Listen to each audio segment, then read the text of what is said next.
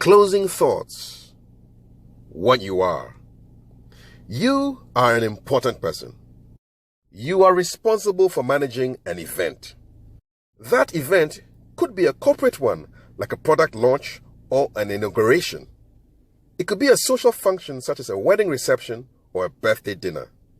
Your main duties include telling guests why they've been invited, introducing speakers, and making sure the event starts and ends on time. To be excellent, you should have enough knowledge about the event to speak intelligently about it.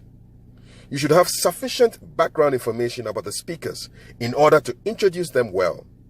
You should also be skilled at managing time so that you keep control of the event and prevent it from getting boring. What you are not. You are not a stand-up comedian. By all means, be entertaining, but remember you are not the entertainer. This means you should not put yourself under unnecessary pressure to have a stock of jokes ready to be unleashed whenever there's a dull moment in the program. You run the risk of turning a serious event into a comedy club if you start off with one or two jokes to lighten the atmosphere. Your audience may then expect you to make them laugh anytime you come on stage to talk. It's possible to see the funny side of almost any situation without actually cracking a joke. Humorous situations occur around us all the time. You're on your way to becoming an excellent MC when you observe these things and comment on them naturally during your delivery. I'm sorry to disappoint you, but as the Master of Ceremonies, you are not the main attraction of the event. Simply put, you're not the star.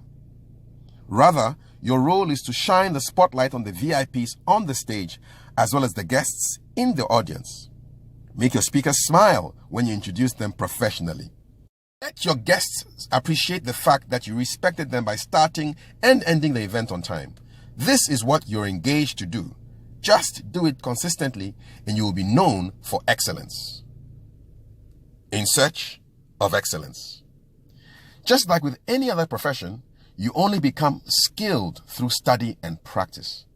Without a doubt, the most important subject you should study is human behavior and how people think. Are you asking what this has to do with picking up a microphone and speaking to an audience of strangers?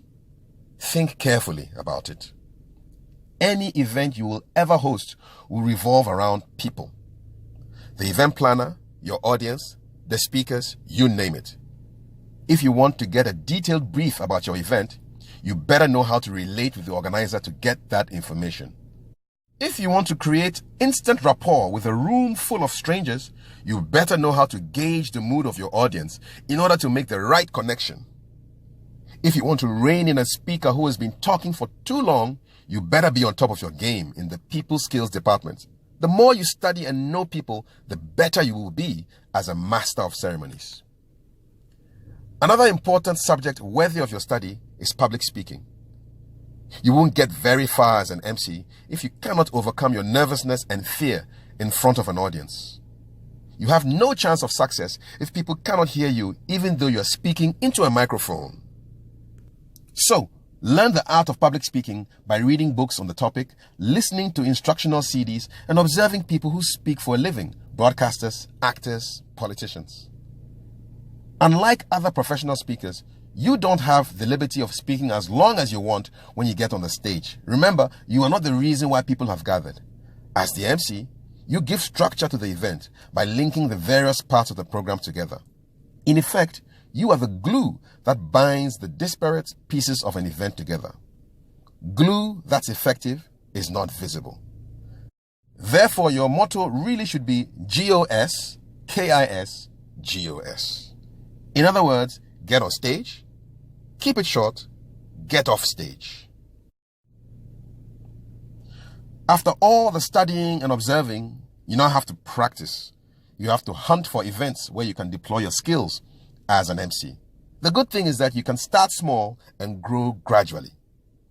Remember, every event needs a competent Master of Ceremonies.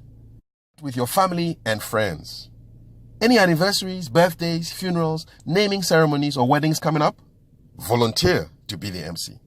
Forget about getting paid. That comes later.